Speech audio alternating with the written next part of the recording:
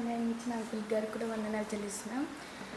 నేను చిన్నప్పటి నుంచి చూసినప్పుడైతే నేను పుట్టినప్పటి నుంచి డాడీయే తోడుగా ఉన్నాడు నాకు.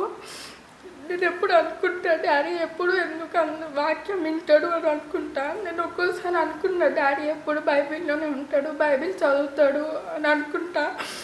ఒక్కోసారి నేను షార్ట్స్ ఏమన్నా చూసినప్పుడు వాక్యం అనిపిస్తే అప్పుడప్పుడు అనుకుంటా అనమాట, డాడీ బైబిల్లో ఉంటాడు, నేను కూడా బైబిల్లో ఉంటాను అనుకుంటా.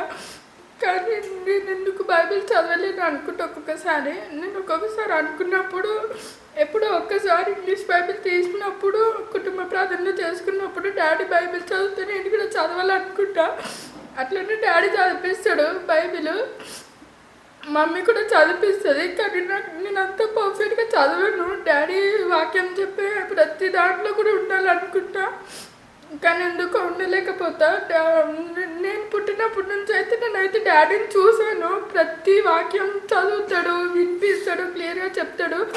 కానీ నేను కూడా ఉండాలనుకుంటాను, కానీ ఉండలేకపోతాను.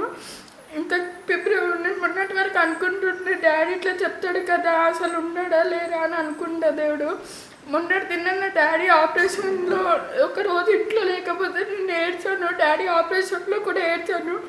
లేడండి మమ్మీకి చెప్పాను నేను కూడా వస్తా హాస్పిటల్కి అంటే మమ్మీ అన్నది వద్దు డాడీ మళ్ళీ తొందరగా వస్తాడంటే నేను చాలా ఏడ్చాను. మా బావకు కూడా చెప్పాను డాడీని ఎట్లయినా చూస్తా అని, కానీ చూడనీయలేదు. నేను ఎంత ఏడ్చినా కూడా చూడనీయలేదు. హాస్పిటల్లో డాక్టర్ని కూడా బతిమాలాడు, అయితే చూడనీయలేదు. నెక్స్ట్ డే మేము వెళ్ళినప్పుడు నేను డాడీ దగ్గర కూర్చొని ఏడ్చా, డాడీ కూడా ఏడ్చాడు.